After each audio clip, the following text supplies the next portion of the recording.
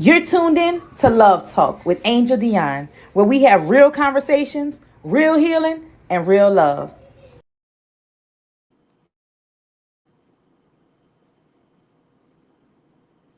Can you hear me?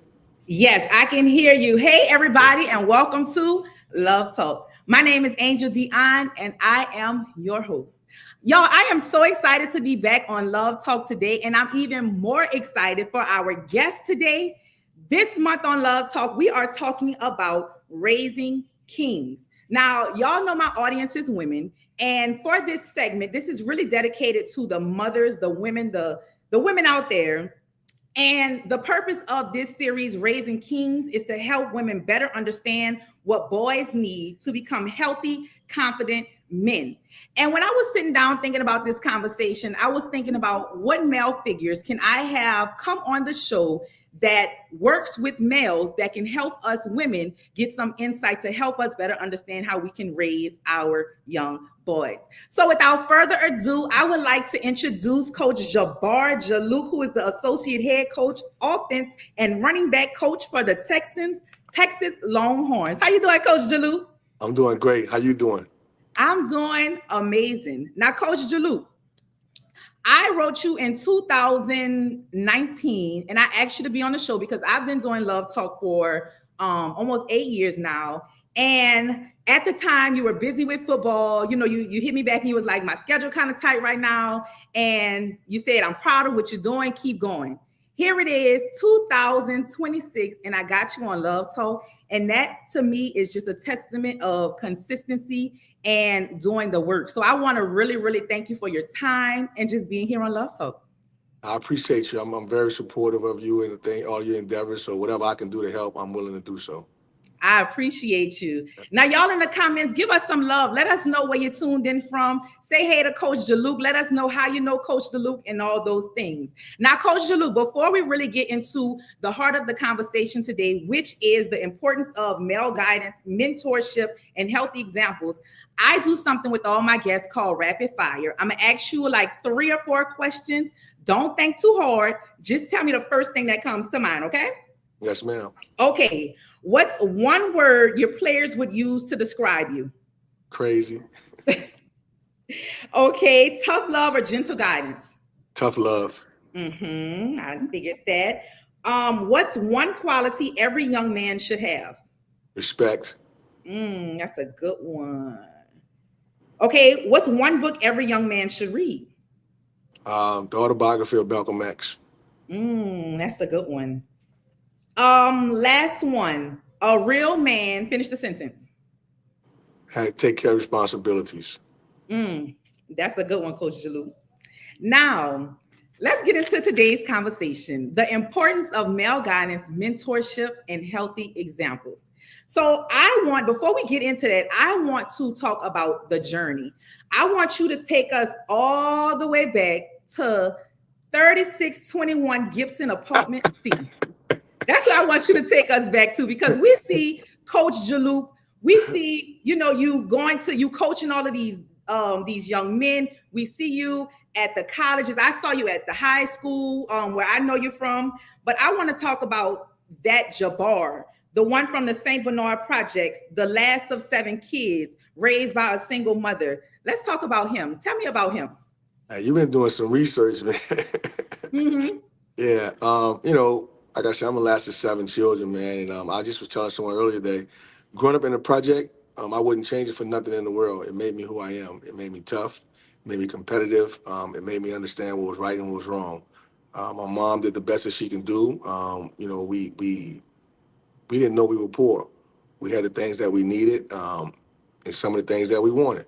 The need outweighed the want more than anything. And I fell in love with sports when I was 6 years old, and sports saved my life, right? Because without sports, I probably wouldn't be sitting here talking to you today. I don't know what I'll be doing because that's all I know. And my mom got me involved in sports early on, and all of we talking about mentor. All of my coaches. I didn't have a father. My father was killed when I was 3 years old.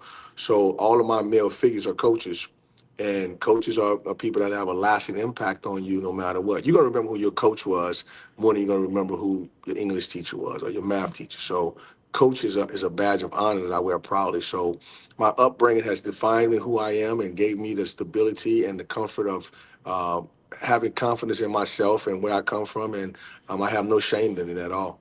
Mm. So, what would you tell that young boy, that 6-year-old boy, seeing all the things that you accomplished, coming from where you came from? What would you tell him today? Keep dreaming, keep believing in yourself, fall in love with whatever it is. I fell in love with football. And then eventually, the key word is eventually, it'll love you back. How it's Mm. going to love you back, I don't know. But you got to be ready for whatever it is. It could be monetarily, it could be passionate, it could be love, it could be seeing places that you never imagined you going, because football has done all that for me. So just fall in love, whatever you're passionate with. And again, like I said, the key word is eventually, it'll fall in love with you. And how that looks is going to be defined on how you want it to be. And it's not going to be easy. It's going to be ups and downs, highs and lows. It's going to be some difficult times. And how you handle those things is going to be important. Keep pressing through, keep persevering, and do not allow anyone to tell you what you can and cannot do. Yes. Now, to your mother, the single woman who raised 7 kids, what would you tell her today? Thank you. I love Mm. you. She's still here. She's 84 years old. I love her. She gave me life. She's given me my foundation. She used to always tell me, act like I showed you, not like I told you, right? The good example is what she always tried to put in front of us, right? Don't let Mhm. your circumstances become your outcomes, right? You're better than what you are. The project is just a place where you live, but you have family value, you have morals, you have home, right? You have things that you have to be able to do on a consistent basis. And she instilled this in us. She knew that it was going to be tough growing up in the projects. It wasn't easy, but it defined you. It made you who you are, right? You can make a left turn, you can make a right turn. My mom made sure I made a right turn. Mm-hmm. And I want to give you your flowers because what I'm hearing is you became, or what I'm seeing is you became for other people what you needed for yourself. Not having that father figure, you or your father having those coaches. I reached out to a lot of your former football players, and a lot of them said that you were a father figure to them when they didn't even have the father figure. So for you to become what you didn't have and to give that to other people is amazing, and I want to give you your flowers for that. And we're gonna get to all of the people that I reached out to, but I gotta show you these papers. Y'all probably see the stack of papers right here.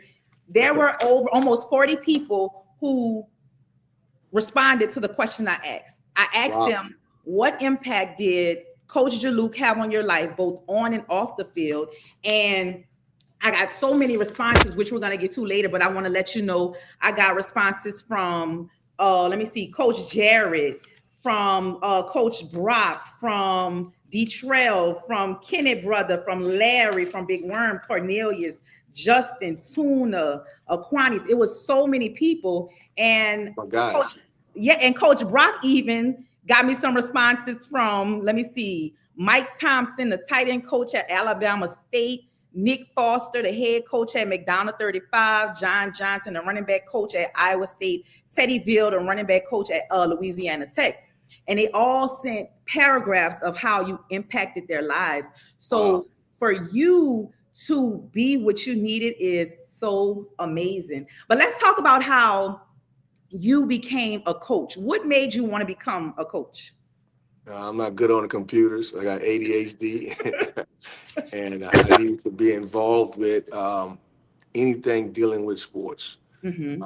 And when I was little, I played quarterback, so I was always guiding guys, putting guys in position to do certain things on offense. And then when I played defense, I was a free safety, so I was a quarterback on defense. So I was always been coaching, and because of the impact that my coaches had on me, I wanted to try to have the same impact on someone else. Right? Mm. That's why I got into coaching. I didn't get into coaching for money. I got in because I wanted to give back. I wanted to be able to to pay it forward, Mm-hmm. and be able to give young people opportunities because I know what football did for me. Right, so Mm-hmm. I'm very grateful for the opportunities that I've had. I'm grateful for those young people that you reached out to, for them to allow me to coach them the way that I knew how. Right, I was Mm-hmm. 20, 28, 29 years old when I was coaching some of those guys that you mentioned. And I didn't know what the hell I was doing, to be totally honest with you. I was throwing stuff on the wall and hope it stuck. And it did. And they allowed me to do it my way. Right. And, Mm-hmm.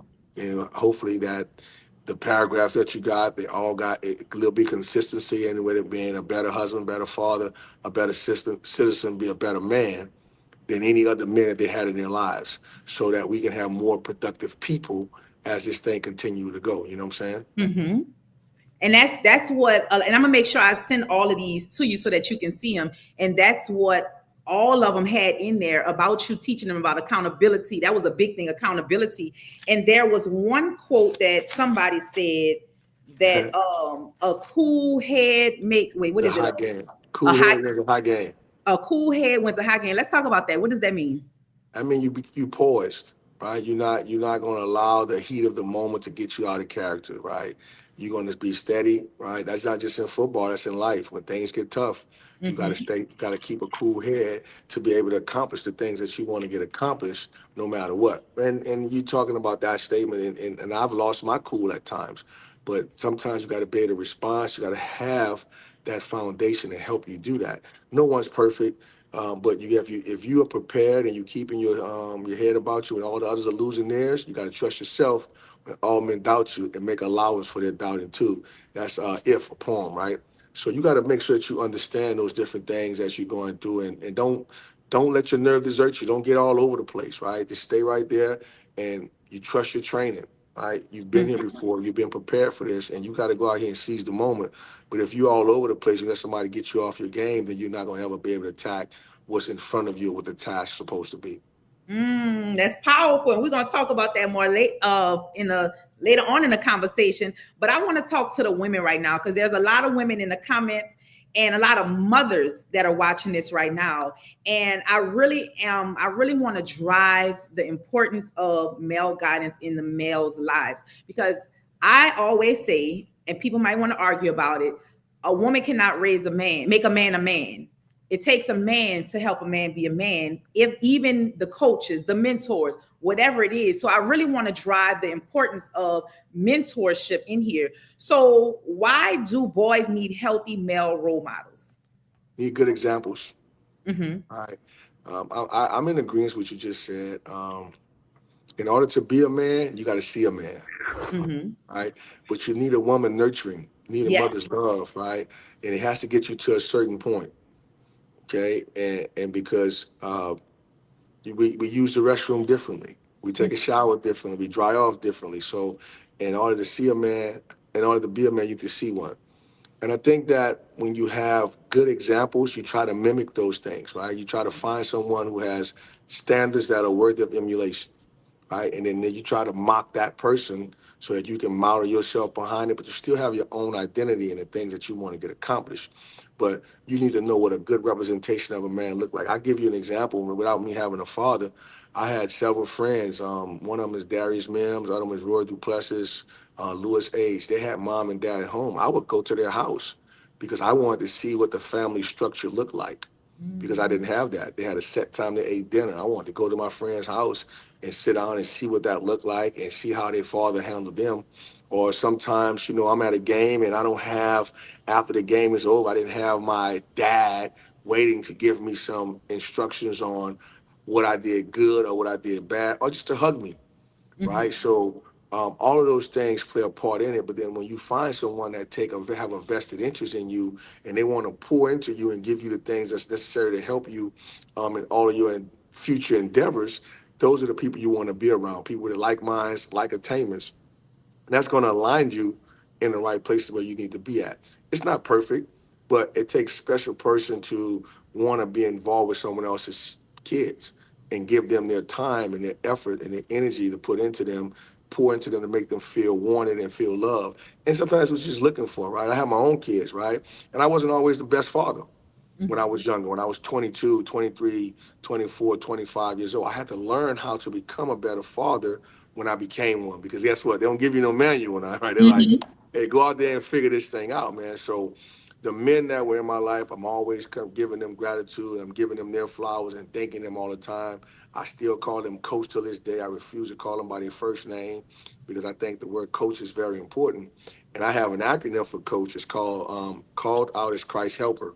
And that's what coaches do. And the word coach derived from back in the day, it was a means of transportation. So when a coach is giving you transportation and take you from A to B, my job is to help you get from point A to point B. What does that look like? It's going to be variations for every individual as they go. So I got to be able to give them some foundations to do that. So that's why it's so important to have someone that you can look to doing the right things and not and trying to mimic those things, in my opinion. Absolutely. No, everything you said. And then the comment said, I love his answer. True respect. Everyone has a role to play. To the mothers who may be struggling to, let their babies go. Because let's be honest, I'm a mother. I have a 7-year-old. And sometimes it's hard to let our babies go and be boys and things like that. But for the women who may be needing that male role model for their son, whether it be a coach, let's say a coach, they're looking for a coach. What are some words of advice or encouragement that you can offer them who may be holding their baby so tight and need some guidance or something? Let them go, man. Let them get them off the porch. Let them get their knees dirty, get some scars and some bruises to let them know that they can be tough, but still be loving and nurturing at the same time, right? Find someone that you think is worthy of your son to be around. If his father's not there, or if it's an uncle, if it's a big cousin, or someone that has um, things going for them in their favor, that's doing the right things majority of the time, because no one's perfect. Everybody got their faults. They can't live in a glass house and throw rocks now. So you got to make sure that you have someone that you can trust that can be able to give your son the guidance that he needs. And it's not a pair of tennis shoes we're talking about, right? We're talking about your son. You're talking about the person you carried for 9 months or however long your pregnancy was, right? So you got to figure it out. Let him go make some mistakes, right? And then when he does it the right way, reward him. When he does it the wrong way, reprimand him, right? Don't turn the other way when you know that he's doing something he has no business doing, right? Right? If you spare the rod, you spoil the child. Right. So you got to make sure that you are giving him the structure and the discipline that he needs to have out in the world. Because if not, you're going to go out and you're going to find someone that's doing something that may feel good or look good, but it ain't right.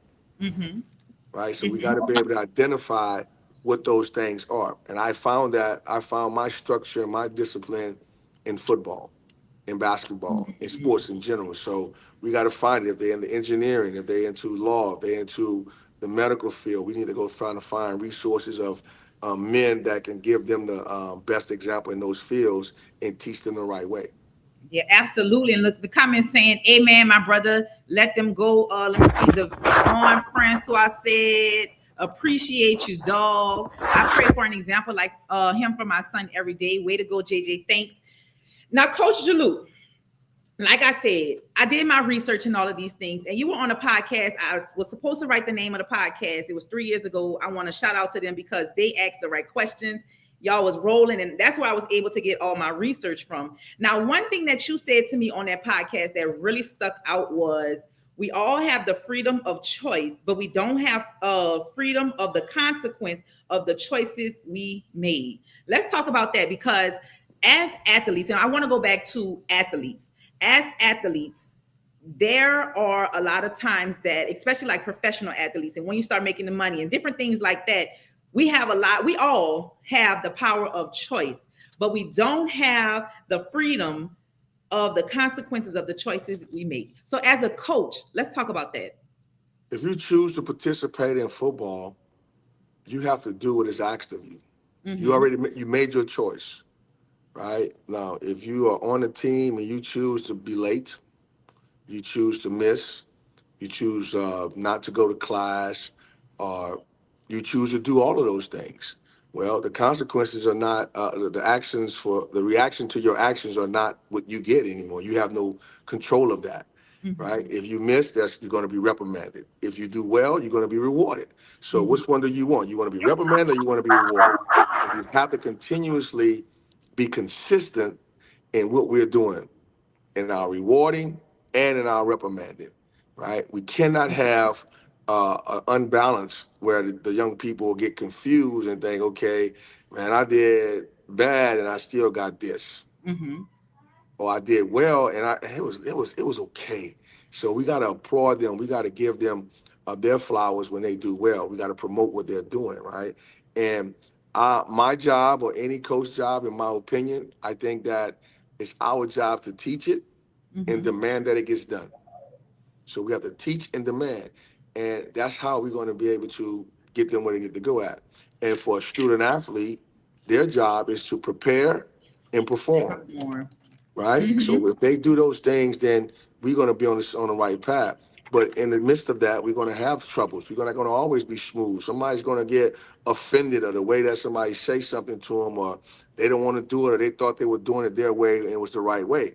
But that's why they pay the coach to be Mm-hmm. able to get the things done, right? So I always tell young people, don't listen to the tone so much, but listen to the words that are coming out, Mm. right? Because we can get caught up in the tone because, again, we're talking about young men who haven't had too many men in their lives Mm-hmm. and an authoritative figure. And now when you get reprimanded or you get disciplined or you get told what to do, it may not come off in a pleasant way. Like mama might try to put the powder on your butt. You know what I'm saying? So, Mm-hmm. and you got to be able to be ready, prepared to handle that, and not understand and understand that it is not personal. Mm-hmm. It's not you that we offended by or what you that we're trying to correct. It's your actions, right? And your actions have to reflect what is right, not what your actions reflecting negatively things that you're doing. So Mm-hmm. we have to teach them how to do it. We got to teach them early. You know, you clean your room, you get rewarded for it. You don't clean your room, you have consequences, whether that's Mm-hmm. taking the phone, whether that's going outside and running, or you got to catch the bus to school, whatever it may be. You know, if I didn't clean my room, well, I didn't have a room. So if I didn't wash the dishes, I might have got whipped. But Mm-hmm. today you can't whip nobody, so you got to be able to have other consequences of doing things. Mm-hmm. Absolutely. And I want to take us to Edna Carr days. That's when I met you at Edna Carr. You were the head coach at Carr. And I was listening to the interview again, and you explained how you came from the other side, the water, came to the West Bank, and you had to kind of like get accepted there. And what you did is you hired your staff was students were people that went to Carr so that they can help tell the story of Carr to you. And I really, really love that. And I want to put a picture up on the screen right now because this is a moment for me and for a lot of us that means a lot.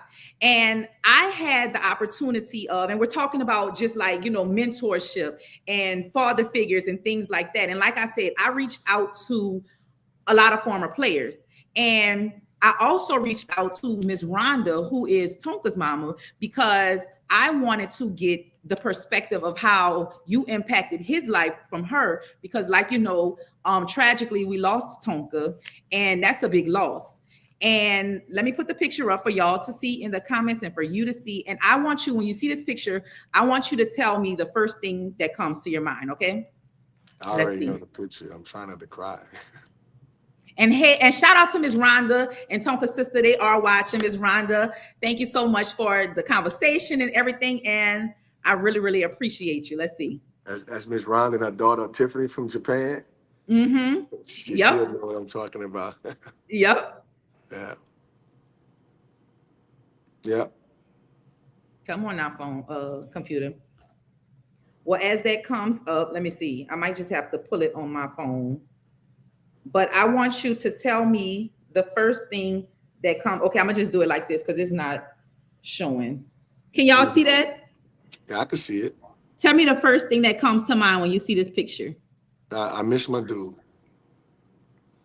That moment is a lot of people see the hug and they see the embracing of Tonka and I. Um, but Miss Rhonda, she's a testament to it. She knows when Tonka was in ninth grade and 10th grade, how I had to kick his ass on a regular basis, right? Um, Tonka was very talented, very confident in who he was. But in that moment of that picture, right,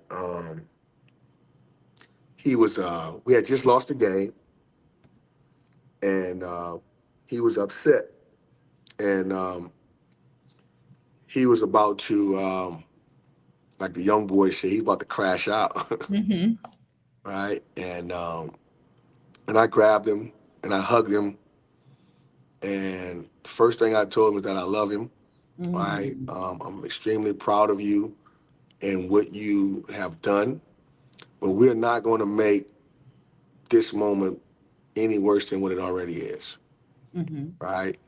And that goes back to having a cool head to win the hot game. And that doesn't necessarily mean a game of football. We're talking about winning a game of life, right? Because what he did in that game, if anyone was able to watch the game, um, he put a cape on. He became Superman.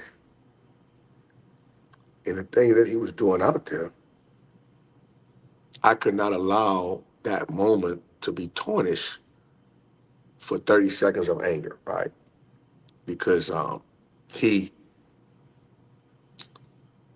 really became something different that day, right? I always knew that he had it in him. He played well that whole year as a quarterback, but he was the ultimate competitor, man, and I miss him a lot. And that moment is what coaching does for you, right? It brings you closer to the young men because you spend a lot of time with them, right? Mm-hmm. They may spend more time with me than their own family members, right? Miss Rhonda she knew that I cared and she knew that I would kick his butt if I needed to. And she knew that I would love him as well. And it came back a full circle moment that she brought her grandson to the football camp, and I was able to hug him the same way I was hugging Tonka, and I really thought I was hugging Tonka when I was hugging him because they got the same blood, you know. So um, that's tough. That's hard because I love hard. I love all my players hard.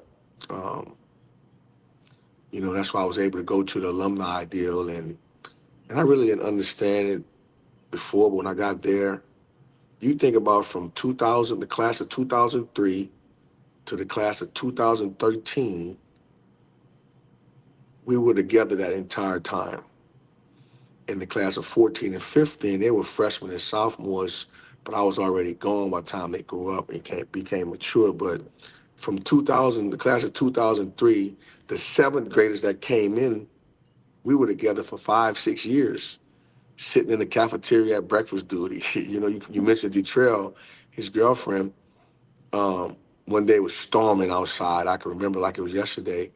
And she didn't live in the district, or they moved out of the district and they had to get dropped off early because her mom had to go to work.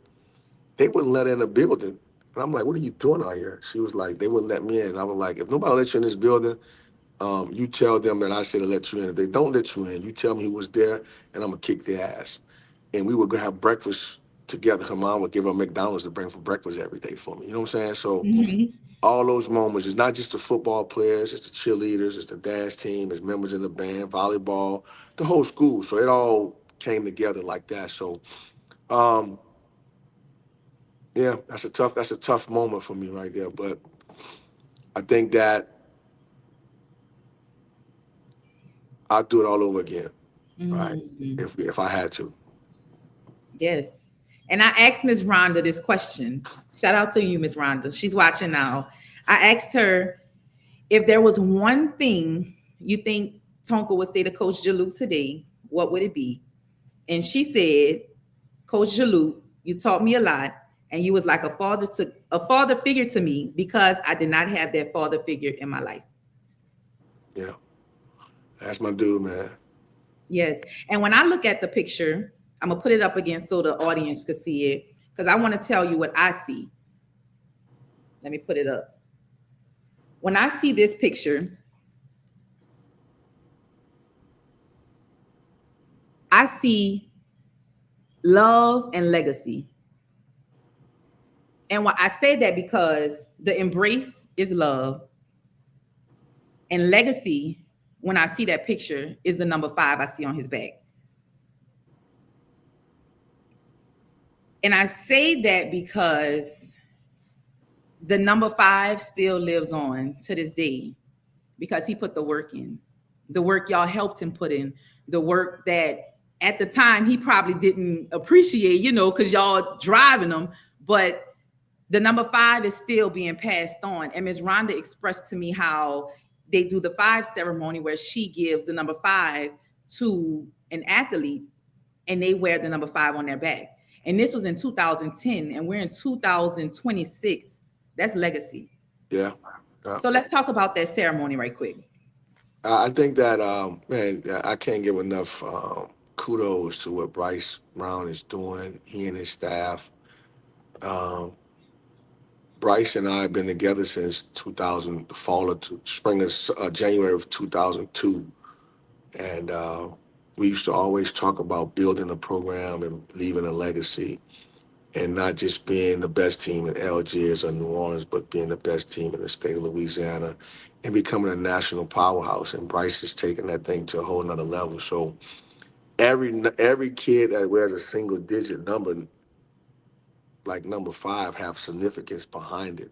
Mm-hmm. And they have to carry that legacy of that jersey number. So whomever uh, wears that number five, you know, really have to have not only be a great player, but be a great person, a great leader, and he had to be tough as hell. You know what I'm saying? Because he was Mm-hmm. tough. He was small in stature, but he was tough, man, and wasn't afraid of anything. And whomever wears it, I think that they're going to have those intangibles as well to be able to carry it on and pass it down to the next person. Mm-hmm. Absolutely. And speaking of legacy, what do you want your legacy to be? You know, I've always told people I don't care if someone can say, "Oh man, I don't know how good of a football coach with play calling," and I don't care about any of that. I want to be remembered as the coach that cared, Mm-hmm. right? The coach that uh, who has still has the same phone number since 2000, right? Mm-hmm. The coach that they can call me today and get advice, right?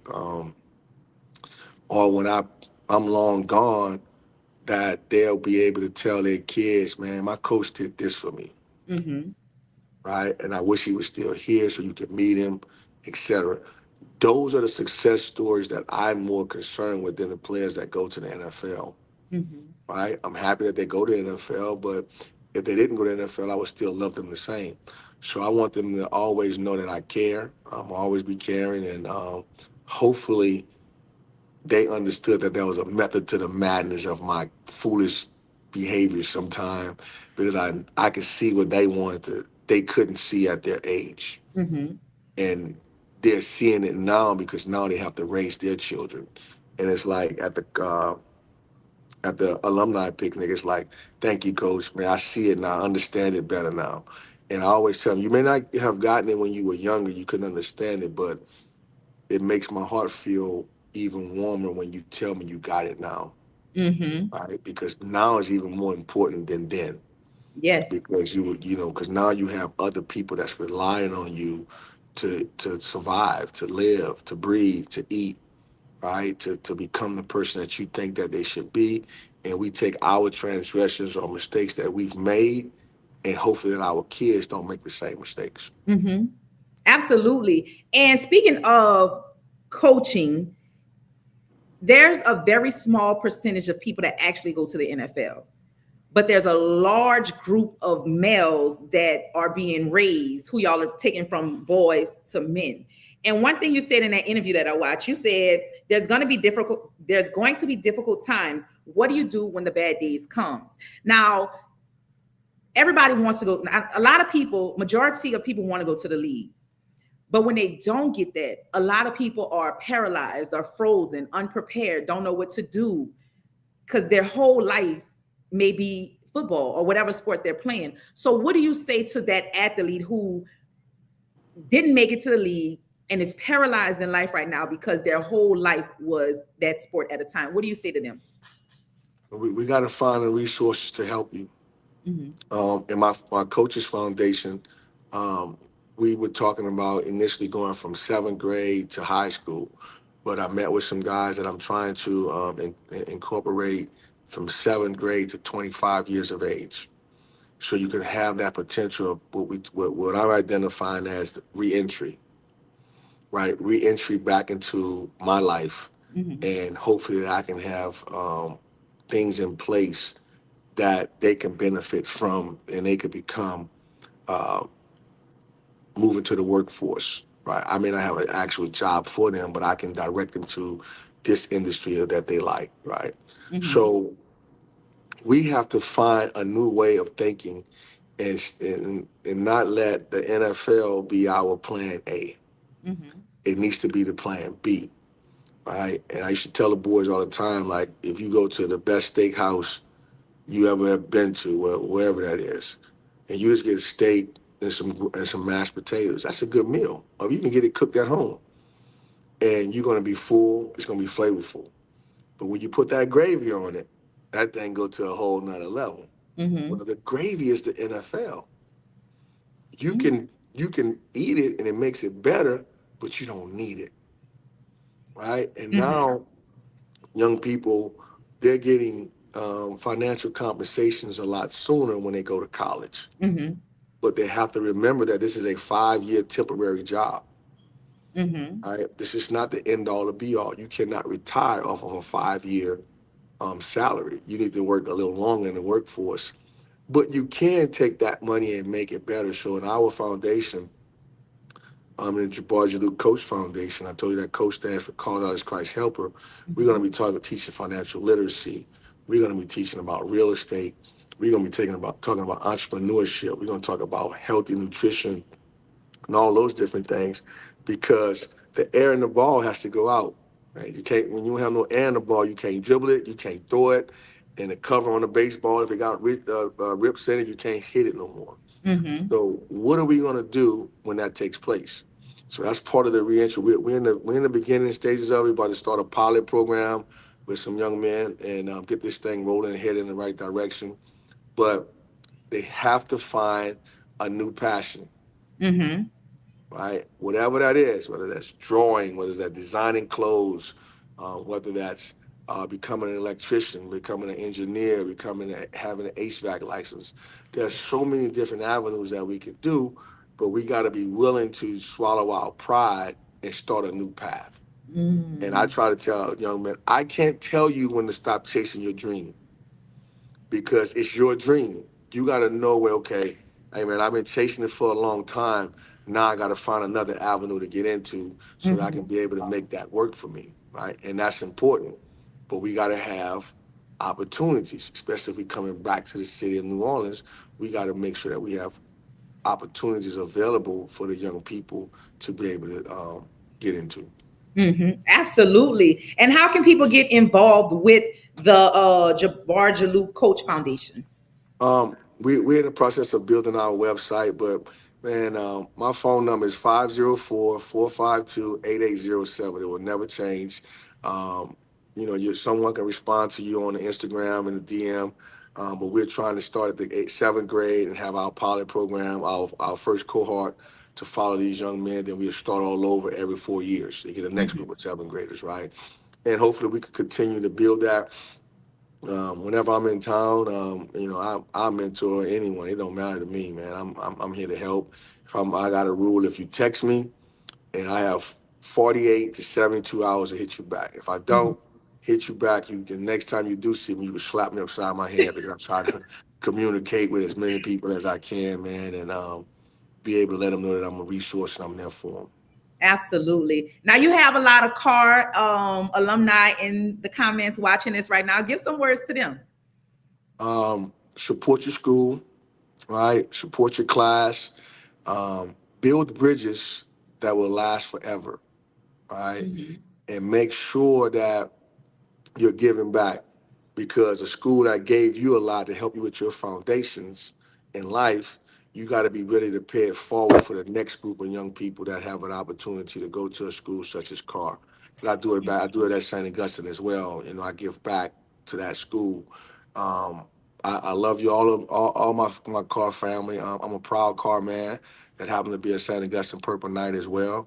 And I really am appreciative of everything that took place for myself and my family and what CAR has done for us, right? they have helped me build my foundation and put myself in this position to do things that I can help people, as many people as I can. So um, appreciate them. Absolutely. And we're nearing the end, but I really could go all day. I have a lot of notes, but I know I'm very respectful of your time. But I want to talk about something that you talked about that you always hashtag AOAI, always on an interview. That's right. Now, when I was going through getting all of these testimonials from your former players right here, a lot of them talked about how you always told them you're always being watched. You need to conduct yourself as if you're always on an interview. So where did you even get that from? You know, when you just think about an interview, you want to put on a suit and tie. They say have a dark color suit, whether it's black or blue, and you're trying to impress that person that you're trying to get the job from, or you're trying to, whatever negotiation you're doing with that person. And I just think that because everybody put on their best behavior, everybody sit up in their chair and everybody's speaking properly and yes sir and no. So every day should be an interview, right? Mm-hmm. You meet someone, you shake their hand, um, they're going to form an opinion. It is Mm-hmm. your responsibility to have that person say, "Man, I want to be around that guy. That was a nice guy."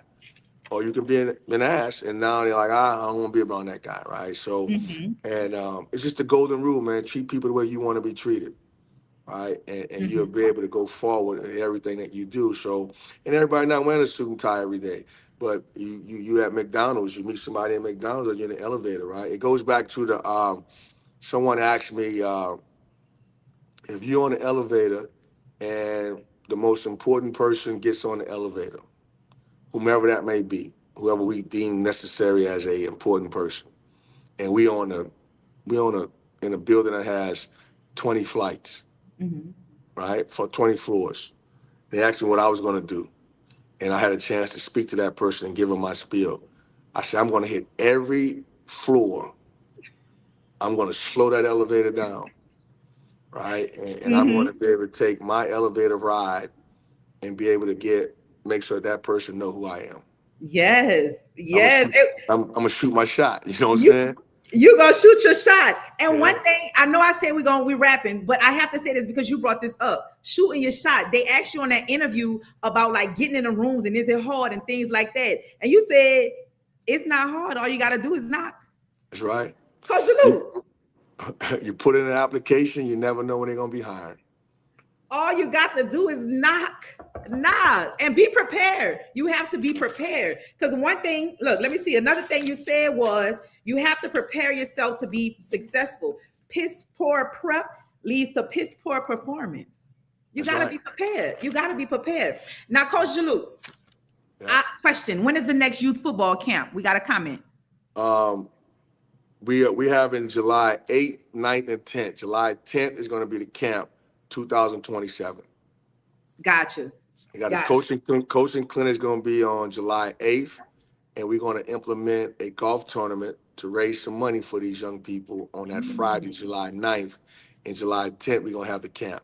Again, the camp is free, ages 6 to 14, boys and girls, Mm-hmm. because girls are playing flag football now, right? And we're not turning anybody away. And, we were very fortunate. Kids got T-shirts, bags, towels. We fed them Chick-fil-A, Powerade, water. So it was a good deal out there. I love it. We got another. Our community needs more of this wisdom. Thank you for your support to our children. Now, Coach Jalouk, I reached out to all the former football players, wanting to see how you impacted their lives. But I also reached out to Jamari because I wanted to know how you impacted her life. Jamari is his daughter, y'all.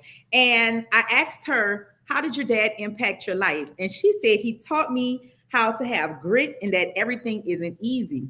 And I also asked her to write a Dear Dad letter, and she did. And I'm going to read it right now to you, okay? Oh, man. So she You said, just trying to make me cry on YouTube. she said, Dear Dad, I see you. The world knows you as Coach Jaloux, but I know you as my dad, the one who steps out of staff meetings just to ask me what's wrong, the one who makes it a point to stop by my classroom every time you're in New Orleans while I'm teaching, LOL, and the one who never lets a day go by without telling me you love me. You've made an incredible effort to be the best father you can be, and I want you to know that I see it and I'm proud of you. I know our story hasn't always been perfect, but it's perfect for us. Every challenge, every lesson, every trip, and every moment has made our bond what it is today. And I wouldn't trade it for anything. We're rocking and rolling until the wheels fall off. I love you so much, and I'm beyond proud to call you my dad. Keep being great, pimp. Love always, Myri. That girl there, man. That's my daughter. Yeah. I just want to be a good steward. I want to be a good example, right? I ain't perfect. Got my shortcomings.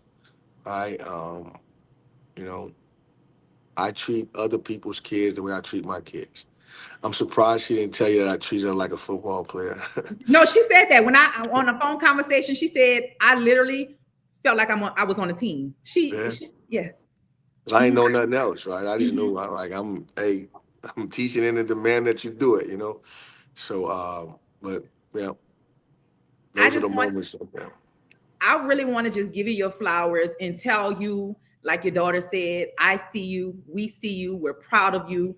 And to know that you've made an impact on so many people's lives is just a testament of the man that you are. And I want to encourage you to keep doing what you're doing, keep growing. And I also want to give a shout out to your wife because you spoke so highly of your wife on the interview. Just, I love it. I love it. I want to give a shout out to her, a shout out to you, a shout out to everybody who has helped you in becoming the man that you become, because we don't take it lightly. You have really you made your mark. You made your mark. You passed the torch to Bryce. That is big. You passed the torch. And I think that that's something that a lot of people don't know how to do. We want to hold on. And you even mentioned how you didn't want to coach college. You didn't No. want to, but you did. You passed the torch. You're in your lane. You created a lane. You helped the lane. And I just want to give you your flowers. I hope you know that we all love you. You are very loved, appreciated, seen, and all of that. We love you. I appreciate it. And I love all of you guys, man. I just glad that y'all were listening, right? And sometimes it's not easy to listen when you're young and you don't know, right? And because I was there, I was a knucklehead, man. I try to take shortcuts, and I wanted to make sure that I didn't allow those guys to take shortcuts, right? Mm-hmm. And I see them as well doing well. I'm proud of them. They know my number is always available. I'm a phone call away. If I can't answer the phone, I'm gonna text you. Mm-hmm. Like I said, I'm gonna get back to them as best I can. I get my Father's Day, birthday, Christmas, Thanksgiving, all those times. My phone be blowing up. Yes, So that's a because good you were thing. that figure. And I really appreciate you. I wanted to read some letters, but for time restraints, I'm gonna make sure I send all of them to you because, like I said, you are loved. Now, one question: if every woman watching tonight remember just one thing about raising boys, what would you want it to be? Nurture and love them, but let them go be boys. Mm, Right? Let them go. Let them go get some scars that they can remember. Right? Let them go see what the world has to offer, and let them make mistakes. mm-hmm. Don't condemn their mistakes. Teach them what the mistakes were, how we can better those mistakes, and build on everything that they're doing well. Yes. Right? And find a man or two that you can allow your son to go off with and trust that they're going to put him in the best position to be successful. Absolutely. And I thank you so much. But before I go, I know you said that. I want to open up the floor to you right now to say whatever it is that is on your heart. No, I just like I said, I'm born and raised in New Orleans, man, and I have New Orleans as a special place for me. I want to make sure that I'm continuously giving back to New Orleans and to the youth that's in the community. I want to try to continue to build on a legacy of passion and strength and believing in anything is possible. I'm living proof of it. All Yes. right, I am a person who was told that I had to either be on drugs, selling drugs, in prison or dead, right? Because of my situation where I grew up at. But I wanted to beat those odds. I wanted to be able to be different than everyone else. I knew I was different when I was 6 years old because of my ability to lead as an athlete, right? I've been a good football player, I've been good in sports all my life. But the best thing about sports, it builds camaraderie, it builds friendships and and teammates, right? So build a village, be a bridge builder, and continue to allow others to pass over that bridge that you're building so they can have an opportunity to be successful. Absolutely. And thank you so much for being here on Love Talk. Thank you for your time. And again, we love you. We appreciate you. We see you. But everybody that tuned in today, thank y'all so much for tuning into Love Talk. While y'all are here, make sure y'all like, comment, and subscribe to the channel. Head over to Instagram, follow Love Talk Media. And thank y'all for tuning in. Make sure y'all tune in every Monday here on at 7 p.m. Central Standard Time. We're going to continue the conversation of raising kings. And thank you, Juluke. Thank you so much. Yes, ma'am. Appreciate you. Absolutely. Y'all have a good night, everybody. Good night.